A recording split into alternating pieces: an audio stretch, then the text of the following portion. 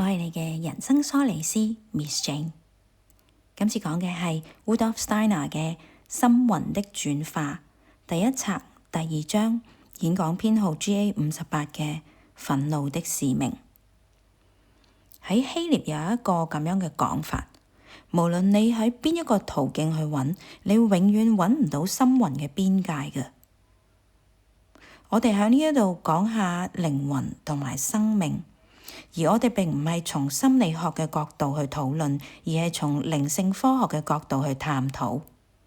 靈性科學清楚咁揭示咗，響物質世界背後存在住一個靈性世界，並且指出喺呢個物質世界嘅源頭其實就係靈性世界。靈性世界並唔係封閉嘅，亦都唔係分離嘅。而係喺呢一個時代嘅人能夠有能力察覺靈性世界嘅存在。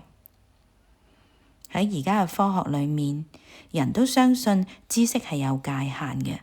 我哋相信有一啲嘢超越咗腦袋能夠理解嘅範圍。靈性科學就認為呢一啲界限只係暫時嘅，就好似我哋係一個大近視嘅人咁，其實我哋有一副眼鏡㗎。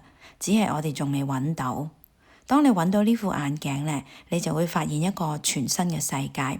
以前搞唔清楚嘅嘢，突然你就清楚明白咁樣睇到啦。呢個就係我哋內在力量嘅覺醒。你好似突然能夠闖進靈性世界咁，呢一個一直都存在喺你身邊嘅靈性世界，你突然間生出咗一個新嘅器官，能夠觀察呢一個靈性世界嘅事情。咁問題就嚟啦，到底我哋要點樣做，先至能夠有能力滲透並且體驗到呢個靈性世界呢？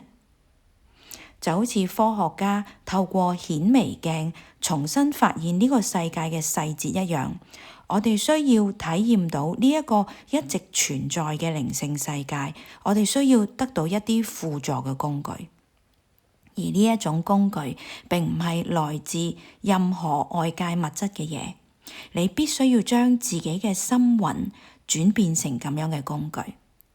當你嘅心魂被喚醒，一直喺你周圍嘅靈性世界就會喺你嘅感知當中顯現出嚟。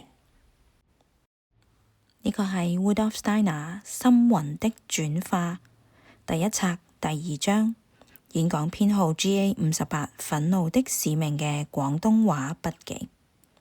完整40分鐘嘅演講內容已經 post 咗喺我個 Patreon， 加入成為8年班靈性教室嘅會員，等我帶領你轉化你嘅心魂，發展你同你靈性自我嘅連結啦。記住，我係你嘅人生梳理師 Miss Jane。